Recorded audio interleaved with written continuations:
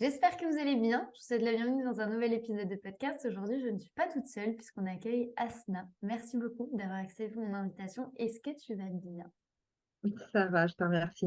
Merci déjà de m'avoir invité. C'est vraiment un honneur pour moi. Grand plaisir. Avant du coup que l'on aborde toute la thématique autour de la délégation et comprendre un peu comment faire au sein des business de chacun et chacune, est-ce que tu peux te présenter, nous dire un peu ce que tu fais dans la vie, d'où tu viens, quel est ton socle un petit peu pour qu'on ait un peu un contexte par rapport à ton projet à toi? Alors, moi, à la base, j'ai travaillé pendant 12 ans en tant que salariée dans le recrutement. Donc, j'ai travaillé en cabinet de recrutement et après en société de services informatiques où j'étais responsable en fait des recrutements de profils informatiques. Donc, j'ai fait ça en fait pendant 12 ans avant de décider de me mettre à mon compte suite à, on va dire, à des raisons personnelles, surtout pour m'aligner en fait plus avec mes valeurs et du coup de pouvoir être maître de mon temps, maître de mes choix et disponible en fait pour mes enfants et construire la vie que je veux réellement. Je dis souvent en fait que à ce moment-là, je voulais plus que ma vie soit au service du travail, mais que plutôt le travail devient au service de ma vie. Ça te donne en fait une idée comment j'abordais le travail à cette époque-là. Et du coup, depuis, dans un premier temps, en fait, en me lançant dans l'entrepreneuriat, j'ai commencé par accompagner des femmes, que ce soit des salariés ou des entrepreneurs, à structurer, organiser leur temps pour pouvoir, on va dire, trouver cet équilibre entre vie pro, vie perso et en avançant, on va dire, sur leurs objectifs. Et là, quand je dis objectifs, que ce soit des objectifs pro ou perso, c'est vraiment, c'était une vision 360 parce que pour moi, c'était important du coup, d'allier les deux. Parce que souvent, quand on parle d'objectifs, on pense que pro et on oublie la partie perso. Et du coup, j'ai accompagné pendant un an ces femmes-là à trouver cet équilibre. Et après, du coup, je me suis retrouvée en congé maternité. Et pendant cette petite pause, je me suis repositionnée en alliant, on va dire, mon ancienne expertise, qui est le recrutement, avec cette nouvelle expertise de gestion du temps et de structuration. Et aujourd'hui, en fait, j'accompagne les femmes entrepreneurs à optimiser leur temps, automatiser leur business et du coup recruter avec succès. Ok, génial. Ça fait vraiment un pilotage qui permet d'être plus sereine et, comme tu le disais très bien, en fait, d'allier la vie pro et la vie perso. C'est vrai que toi, dans tout ce que tu vas mettre en avant par rapport à cette organisation, tu parles souvent quand même de délégation. Est-ce que tu peux déjà poser le cadre et expliquer ce que c'est que la délégation pour les gens qui ne sauraient pas, à part vraiment les personnes qui viennent de commencer ou même si vous êtes à votre compte depuis 2 3 ans, probablement que c'est une notion qui vous est complètement méconnue. Et quand est-ce qu'il faut considérer justement cette délégation-là que tu mets en avant souvent dans ton contenu? Alors, la délégation, déjà, c'est quoi? En fait, c'est tout simplement du coup s'entourer en fait de personnes pour gagner du temps ou gagner en expertise ou du coup se décharger en fait sur de certaines tâches. C'est tout simplement ça. La délégation, en fait, elle peut avoir différentes, on va dire, aspects. On peut, en fait, souvent quand on pense délégation, on pense peut-être directement recrutement, du coup, une personne qu'on va recruter. Du coup, moi, en tant qu'entrepreneur qui démarre, non, ça ne me concerne pas parce que du coup, je n'ai pas les moyens en fait, d'avoir un salarié. Mhm. Alors, c'est pas que ça. Ça, c'est vraiment une petite partie. Et la délégation, ça peut être en fait la délégation à des prestataires. Ça veut dire quelqu'un qui vient pour une mission bien précise et c'est tout. Par exemple, la création d'un site internet. J'ai besoin de créer mon site internet. J'ai pas envie de me prendre la tête avec toute la partie technique. Je vais missionner un prestataire qui va me gérer en fait ce projet-là. Ça peut être une personne en fait qui va être là et sur laquelle je vais me décharger sur toutes les tâches, on va dire quotidiennes qui me prennent du temps et qui font pas partie en fait de mon cœur de métier. On pense souvent en fait aux assistantes virtuelles, aux community managers en fait où ils viennent en fait soutenir notre activité. C'est des choses en fait qu'on sait faire, mais c'est pas notre cœur de métier et qui nous prennent en fait beaucoup de temps. Donc ça, c'est des choses qu'on peut aussi déléguer. Et il y a aussi la délégation à des outils, tout simplement. Ça veut dire automatiser certains process en fait au sein de notre entreprise qui nous permet du coup de gagner du temps et être plus optimal en fait au quotidien. C'est marrant du coup que tu parles des outils parce que c'est vrai qu'on les utilise au quotidien et on ne se dit pas que déjà on délègue certaines tâches sur ces outils-là. Est-ce que du coup, moi je pense avoir la réponse après ce que tu viens de dire, mais est-ce que tu penses qu'on est obligé aujourd'hui d'avoir une grande entreprise, des grandes équipes pour envisager de déléguer et de recruter d'autres personnes?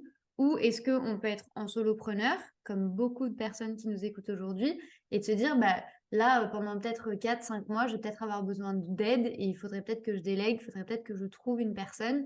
Parce que c'est vrai que généralement, quand on parle de délégation, on a toujours un peu peur. On se dit toujours, mais en fait, moi, je suis pas une grande entreprise, j'ai pas 50 personnes, j'ai pas forcément besoin de déléguer. Est-ce que c'est le Ouais. cas aussi en tant que solopreneur de se dire, bah, mine de rien, j'ai peut-être besoin d'un peu d'aide?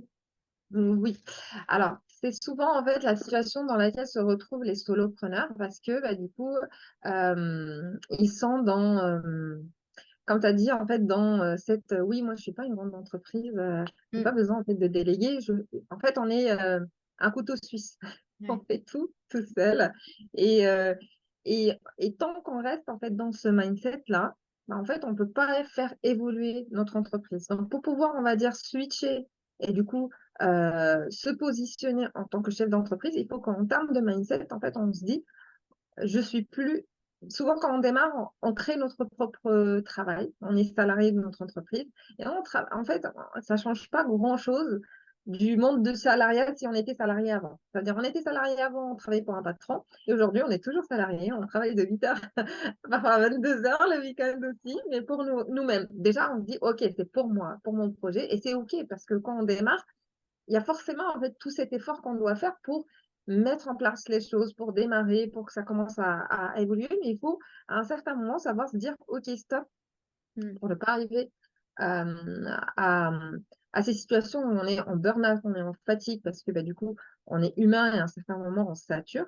Et si les choses, si le business marche bien, ça veut dire qu'on a plus de clients, ça veut dire qu'on a plus de charges, ça veut dire qu'on a moins de temps en fait au final. Et du coup, c'est à ce moment-là, avant que ça soit trop tard, qu'il faudra prendre du recul, se poser et se dire, OK, où je veux aller avec mon entreprise, comment je me positionne, est-ce que j'ai vraiment cette casquette de chef d'entreprise, de CEO, et je me dis, OK, qu'est-ce que je peux mettre aujourd'hui en place parce que là, parce que souvent quand on démarre, notre problématique, c'est pas la gestion du temps, c'est pas la structuration, c'est pas le c'est pas le recrutement. Notre problématique, c'est de trouver des clients. Mhm. Ah, c'est tout le monde, en fait, on est dans la même cadre. Mais à partir du moment qu'il y a ces clients qui arrivent, il faut rapidement se poser la question, comment, en fait, je peux optimiser mon temps pour pouvoir, du coup, accompagner la croissance de mon entreprise et que je ne sois pas dépassée par la croissance de mon entreprise. Et à un certain moment, j'en peux plus et je lâche tout parce que, du coup, je ne me suis pas préparée à cette croissance-là. Mhm. Et cette préparation vient déjà à la base par regarder si je gère correctement mon temps. Et du coup, si déjà, avant de penser à déléguer ou à automatiser des choses, est-ce que moi, en fait, je suis organisée dans mon quotidien? Ou je suis en mode pompier en train de gérer les urgences en fonction de ce qui arrive, je gère. Et c'est pas je structure ma semaine, je planifie ma semaine en fonction de mes objectifs et je priorise les choses sur lesquelles je dois travailler. Donc ça, c'est pour moi, c'est le premier, on va dire, palier sur lequel il faut travailler, c'est vraiment de revoir notre organisation et être maître de notre temps et investir notre temps de façon à répondre aux objectifs qu'on s'est fixés, en fait. Une fois qu'on a fait ça, en fait, on rentre dans la structure en fait, de notre entreprise. Ça veut dire que même si aujourd'hui je suis toute seule, on peut bien dessiner notre organigramme avec nos différents postes qu'on est amené à occuper nous-mêmes. Donc, on est partout et c'est normal. Mais du coup, ça te donne en fait ça te donne de la hauteur et ça te permet en fait de dire, de réfléchir et de dire, OK, peut-être ça, c'est un outil que je pourrais mettre en place qui pourra en fait me soulager là-dessus. Simple exemple, en fait, par exemple, quand on a de plus en plus de clients, il y a toute la partie contractuelle, les factures, les relances, tout ça. On peut les automatiser et c'est pas en fait à chaque fois, il faut que j'édite la facture, il faut que je l'envoie au client, il faut que je me rappelle de le relancer parce que du coup, derrière, il y a un problème de trésorerie si les paiements ne rentrent pas en temps et en heure. Donc, c'est tout ça, en fait, auquel on pense. Il y a que ce soit même juste la partie de prise de rendez-vous, pareil. Il y a Calendly, je pense que tout le monde l'utilise, mais l'automatisant, on l'a fait en fait Mhm. euh, spontanément. Mais il faut en fait à un certain moment se poser et la réfléchir de façon globale et pouvoir en fait du coup bien structurer, organiser les choses et se dire ok, qu'est-ce que je peux automatiser pour le moment parce que quand on est entrepreneur, quand on démarre, la délégation c'est pas vraiment notre priorité. Donc moi je vous donne les étapes en tout cas que je pense les plus judicieuses à suivre pour pouvoir on va dire avancer avec la croissance de notre entreprise et à un certain moment de toute façon, quand on va être sur des grands lancements, quand on va avoir des projets de plus en plus ambitieux, etc., bah, c'est clair qu'on doit s'entourer de personnes qui vont nous aider en fait à faire tout ça. Même si on sait rédiger des pages de vente, même si on sait mettre des tunnels de vente, même si on sait faire tout ça parce qu'on l'a fait à un certain moment, à un moment donné, on ne peut pas être partout, quoi. Ouais. Et il Est-ce que, faudra du coup penser à recruter les bonnes personnes pour pouvoir, qui vont adhérer à notre vision, à notre mission, à, qui vont avoir les mêmes valeurs que nous, parce que c'est très important hein, de travailler avec des personnes Mhm. qui nous correspondent et du coup faire les bons recrutements à ce moment-là. Est-ce que du coup, tu penses que ce manque de vision que généralement les gens vont avoir peut être la cause de toutes les peurs que l'on va avoir quand on pense à la délégation? Parce que généralement, moi je le vois autour de moi en tant qu'entrepreneur, mais également par rapport aux gens que j'accompagne au sein de la But First Academy, quand on évoque seulement le fait de déléguer, déjà vu qu'on a fait tellement de choses pour notre projet que bah, ça crée des peurs de se dire est-ce que je vais choisir la bonne personne? Est-ce que c'est le bon moment? Est-ce que je vais pas me planter? Mais surtout, en fait, j'ai souvent l'impression que cette peur-là, elle peut être générée par le manque de visibilité par rapport aux objectifs que l'on va avoir. Par exemple, tu vois, moi, quand j'évoque ne serait-ce que l'idée de la délégation, généralement, les gens me disent, mais j'ai pas assez de travail, moi, pour déléguer. Enfin, tu vois, et du coup, il y a souvent cette perte d'équilibre entre le moment où tu te dis, est-ce que j'ai réellement besoin de quelqu'un? Et le fait de te dire, mais en fait, il faut que je trouve plus de travail pour, du coup, rentrer dans cette délégation-là.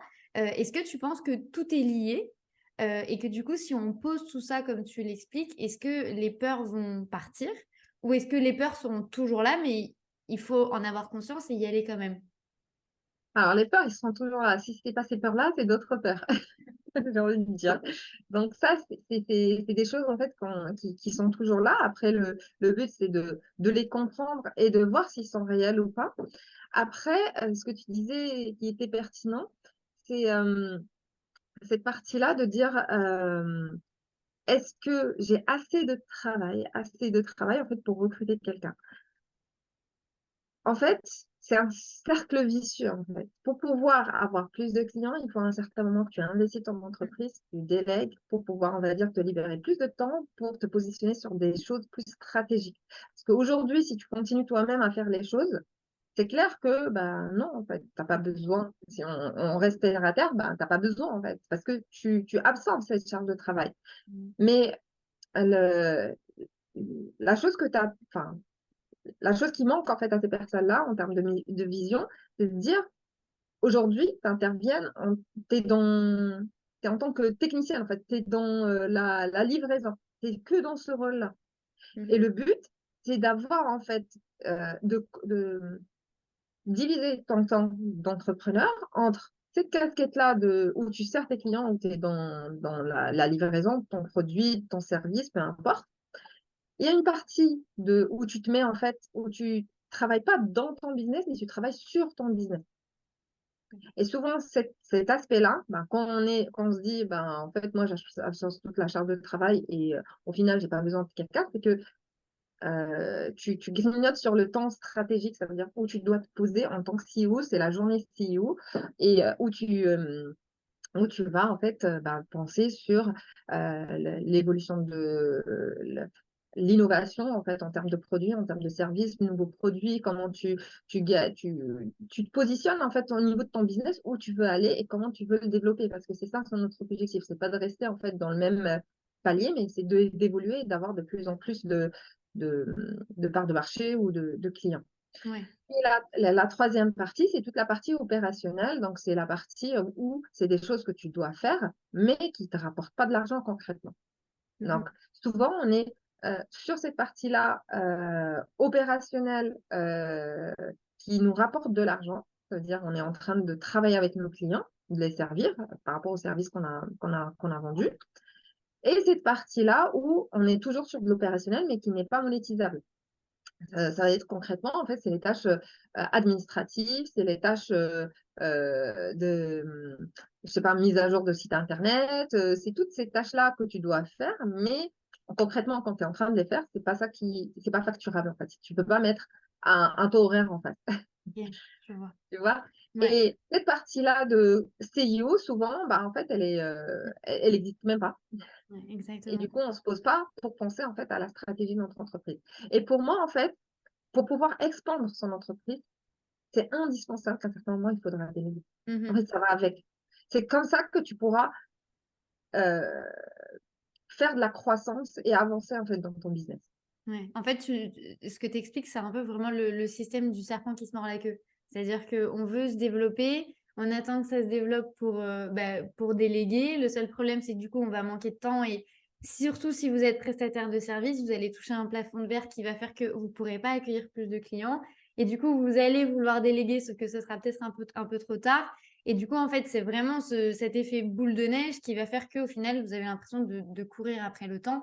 Moi, c'est d'ailleurs une chose qui m'est arrivée. C'est pour ça, aujourd'hui, il y a beaucoup de monde qui me demande, Marine, comment tu fais pour faire autant de choses? Eh bien, je suis plus toute seule et ça me permet de plus être autant dans l'opérationnel comme tu l'expliques si bien, mais plus d'être dans ma zone de génie de stratégie et de création réelle, pure et dure, qu'à proprement parler de servir. Euh, mais c'est vrai que, par exemple, dans mon cas, je me suis surtout entourée de freelance. Toi, c'est vrai que tu distingues le freelance du stagiaire, de l'alternant. Imaginons, aujourd'hui, il y a quelqu'un qui nous écoute qui considère la délégation.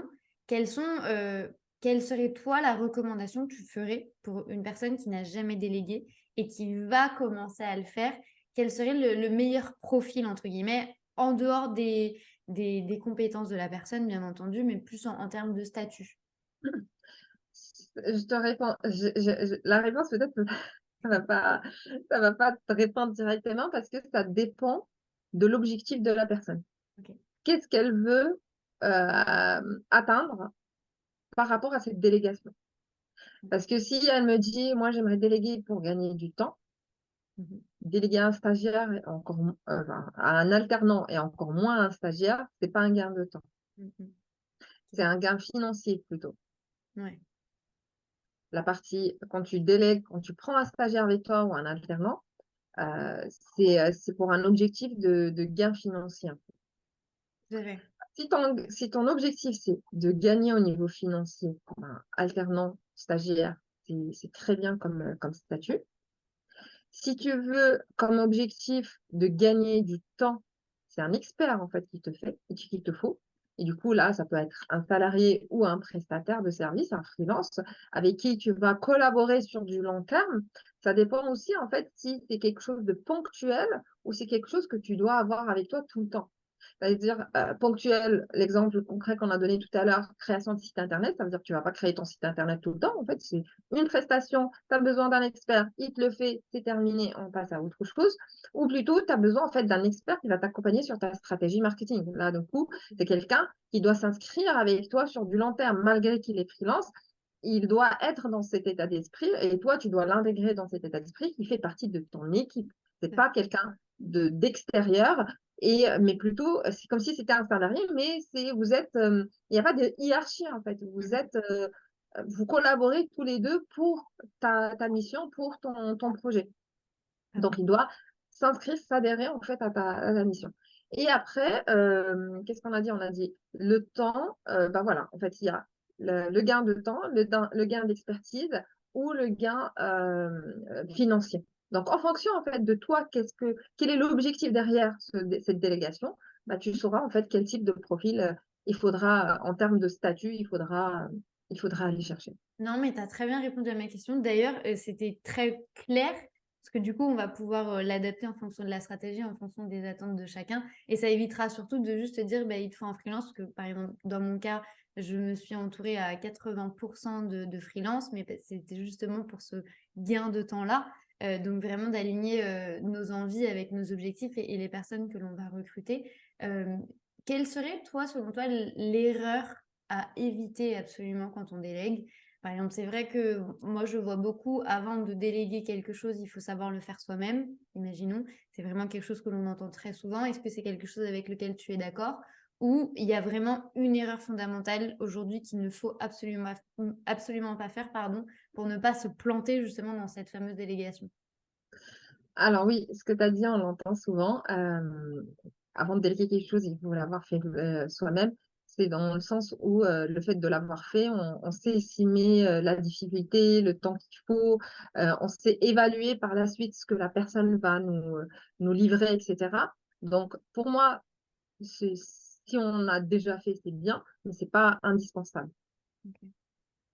Par contre, ce qui est pour moi indispensable, et c'est souvent l'erreur qu'on fait, c'est que en fait, on ne sait pas vraiment qu'est-ce qu'on doit attendre de la personne en fait. Ça veut dire qu'on n'a pas pris le temps de se poser et de se dire, OK, qu'est-ce que j'attends d'elle? Qu'est-ce qu'elle sera amenée à faire de A à Z? Quels sont les objectifs sur 1 mois, 2 mois, 3 mois, 6 mois en fait que j'attends d'elle?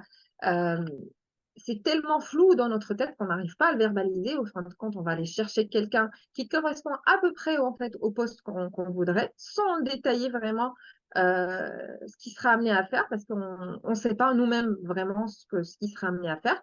Et on attend en fait de cette personne de nous donner ces informations-là, de venir avec bah, du coup tout un process, et nous dire voilà vers quoi je vais aller, voilà ce que je vais faire, etc.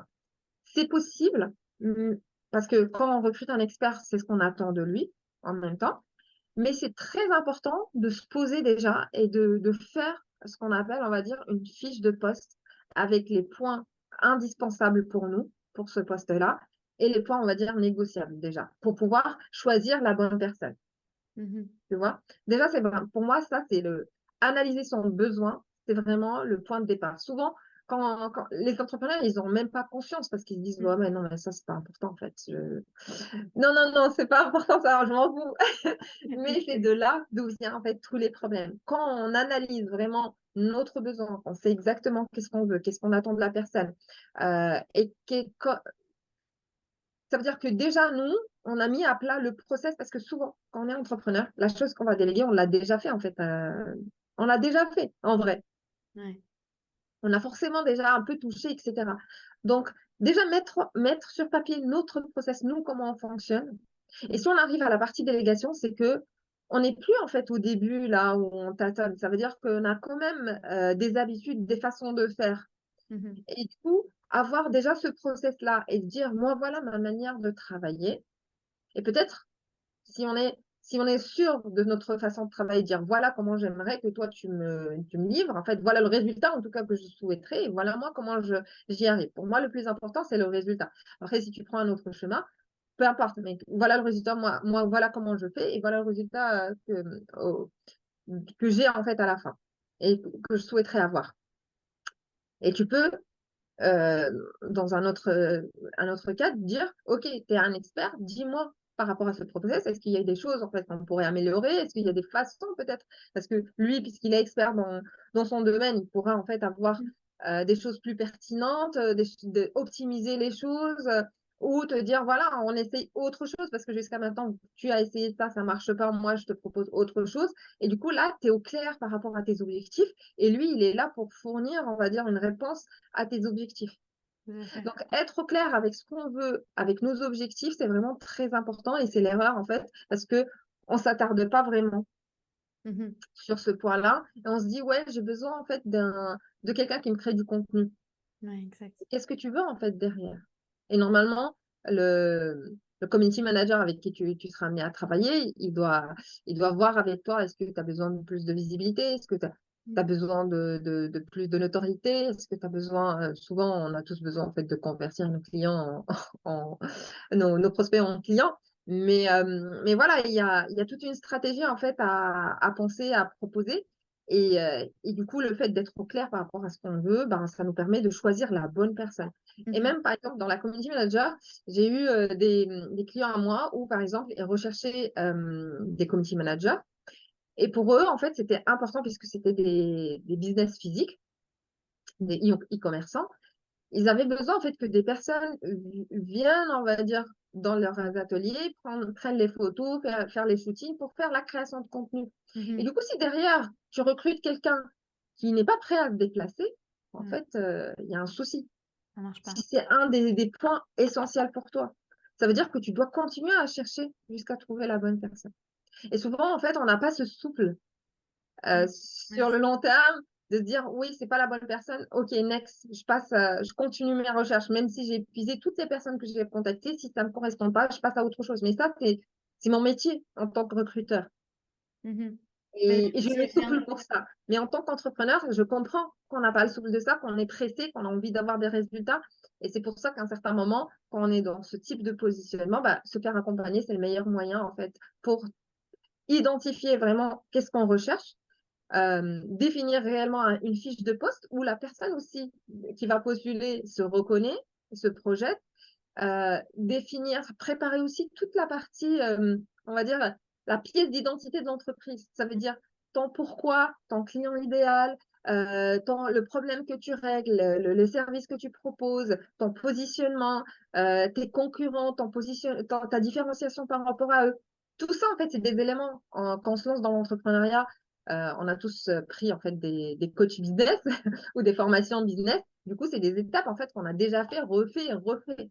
Mais je parie qu'on ne les a pas tous Mhm. centralisés quelque part.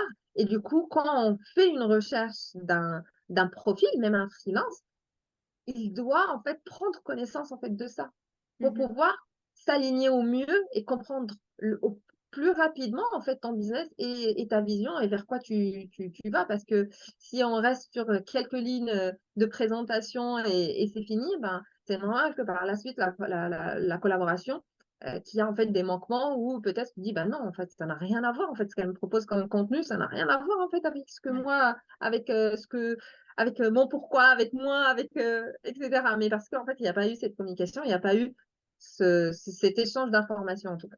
Mhm. Et toi, du coup, tu aides les entrepreneurs vraiment à faire ce cheminement-là du début à la fin. Est-ce que tu peux nous expliquer un petit peu comment tu aides les entrepreneurs aujourd'hui? Quel est ton processus? Est-ce que tu as vraiment des profils bien définis que tu vas aider ou tu aides vraiment toutes les femmes qui sont aujourd'hui qui ont un business? Comment ça se passe si on a besoin d'aide dans la délégation? Alors, il va y avoir en fait deux types de profils que je peux aider.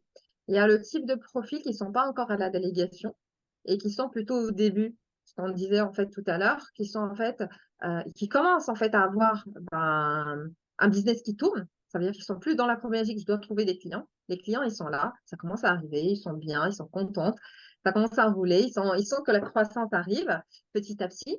Et du coup, là, ils sont plutôt dans une problématique de ouf, j'ai plus le temps en fait. Je suis dépassée, je suis partout, j'arrive plus, j'ai de plus en plus de clients, ce qui est bien, mais du coup, j'ai plus le temps. Il y a des tâches que je fais, mais ça me plaît plus. Toute la partie comptabilité, toute la partie création de contenu, même si j'aime le faire. Et en fait, je suis tellement prise par le temps et tellement prise par mes clients que j'ai plus le temps de faire tout ça.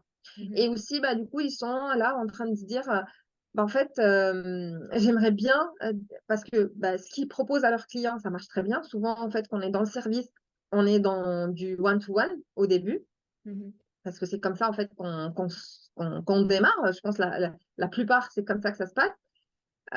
Et après, à un certain moment, ils se disent, ouais, j'aimerais bien, en fait, j'ai pas le temps, j'aimerais développer, en fait, mes offres, proposer peut-être quelque chose de différent, quelque chose de plus, peut-être une académie, peut-être une formation en ligne, plus la partie individuelle, peut-être du groupe. En fait, du coup, prendre cette casquette de CEO et ils se disent, ouais, mais j'ai pas le temps, en fait, je suis tellement prise par tout ce que je dois faire par toute la partie de technicienne et opérationnelle non monétisable que j'ai pas le temps en fait de me poser et de réfléchir comment je peux développer mes offres, comment je peux évoluer encore et mieux accompagner mes clients. Mhm. Donc tous ceux-là qui sont, on va dire, dans ce positionnement-là, ils sont pas prêts encore à déléguer. Mhm. Ça va arriver, Mais là, à ces moments-là, ce qu'ils ont besoin, c'est de se poser, de revoir leur organisation personnelle, parce que souvent, en fait, pour démarrer notre business, on se donne beaucoup. Mhm. Et du coup, notre partie perso, elle est mise de côté. Elle prend cher. On peut dire ça très clairement, elle prend cher. Là, vraiment, il faudra se poser, parce que souvent, quand on se démarre, moi, je suis passée par là, on oublie pourquoi on a fait ça. Parce Mhm. que, par exemple, moi, personnellement, quand je me suis lancée dans l'entrepreneuriat, c'était, et du coup, pour être plus alignée avec mes valeurs, ça veut dire mes valeurs, ma famille, ma spiritualité, et du coup, le succès de mon travail aussi. Mais du coup, il y avait le succès de mon travail, mais il n'y avait plus ma famille et ma spiritualité parce que mon temps, comme on a dit, en fait, la vie perso prend cher. Mm. Et du coup, je me suis dit, mais attends, en fait, il faut que je retrouve un équilibre, il faut que je me réaligne avec le pourquoi. La phrase que je t'ai dit au début, je veux Mm. plus que je sois au service de mon travail, que mon travail soit au service de ma vie. En fait, elle avait plus de sens. En fait, je me suis retrouvée dans la même situation où je travaillais pour ma vie passée pour le travail et tout le reste, du coup, passait en deuxième lieu. Et là, le but, c'est de dire, OK, on se pose, on réorganise notre temps, on restructure notre façon de travailler, on priorise les choses, on rentre les choses qui sont importantes pour nous, que ce soit au niveau pro ou au niveau perso. Tu connais l'histoire des gros Mm. cailloux Oui. qu'on met en premier dans notre emploi du temps. Et les gros cailloux, pour moi, il y a la partie perso, il y a la partie pro. Mm. Et on se limite, bien sûr, à trois gros objectifs, en fait, trois gros domaines de vie. Ça veut dire, pour moi, par exemple, c'est la partie pro, la partie spirituelle et la partie familiale. Donc, il y a des objectifs dans chaque partie et c'est cela, en fait, que je vais prioriser dans mon quotidien. C'est comme ça que j'arrive à me dire, OK, ma semaine, en fonction de ce qui arrive, par quoi je vais commencer et après, quand le temps, ce qui me reste comme temps, je vais le consacrer aux autres tâches. Ouais. Donc, pour ces personnes-là qui se retrouvent dans cette partie-là, en fait, il y a un programme qui s'appelle ProTempo que je les accompagne, en fait, dans un premier temps sur cette partie-là organisationnelle et après, on passe sur la partie structurelle avec une option automatisation s'ils veulent vraiment mettre en place de l'automatisation. Ça veut dire on prend, en collaboration avec ma partenaire, on prend en charge vraiment toute la partie du coup audit de leur business, proposition des outils, mise en place des outils et du coup un suivi par la suite. Donc ils n'ont rien à faire que à valider en fait ce qu'on leur propose Ok. concrètement. Donc on est dans ce programme ProTempo, il y a deux possibilités, ou bien on travaille sur l'organisation et de la structure, ça veut dire on structure le business pour du coup optimiser aussi notre façon de travailler parce que souvent, parfois on part dans tous les sens dans notre quotidien opérationnel et il n'y a pas de process et peut-être c'est pas optimal et peut-être on perd trop de temps et c'est pas structuré. Donc moi, je viens ramener de la structure là-dedans. Et après, si on veut aller encore plus loin, donc on peut ajouter cette option-là d'automatisation, du coup, intégration d'outils, audit. Et là, c'est vraiment tout un chantier d'automatiser le business, en fait, pour pouvoir le rendre plus performant. Donc ça, il y a cette partie-là. Et après, pour les entrepreneurs qui sont déjà avancés, qui sont déjà en fait dans cette partie-là de dire aujourd'hui j'ai besoin d'équipe. Donc là, je peux intervenir ou bien en tant que pôle RH dans la structure. C'est ce que je fais en fait par exemple pour des, euh, des agences de communication Ok. qui sont là en train ils ont des clients qu'ils accompagnent avec une équipe de CM. Donc moi, je suis là en fait en position en fait RH pour du coup euh, qualifier, recruter en fait ces community managers qui sont amenés à intégrer l'agence. Ou bien du coup pour des profils d'entrepreneurs qui c'est pas forcément typologie agence et qui veulent, on va dire, recruter leurs équipes. Du coup, je suis pareil, je les accompagne du coup à définir leurs besoins, rédiger vraiment une annonce du coup attirante, mettre en valeur les choses et du coup qualifier et préqualifier en fait les personnes qui seront amenées à les intégrer. Hyper intéressant. De toute façon, tu intègres tout du coup. La structuration, l'organisation, le recrutement. De toute façon, je vais mettre tous les liens juste en dessous de notre épisode de podcast. Comme ça, si ça vous intéresse, si vous voulez vous former, si vous voulez déléguer, vous avez de quoi faire avec Asna qui vous montre comment faire. Merci beaucoup, en tout cas, d'avoir accepté mon invitation. Merci encore pour, cet épisode, qui est d'une valeur, incroyable et je te dis à très bientôt. Merci à toi pour ton invitation et c'était vraiment un plaisir.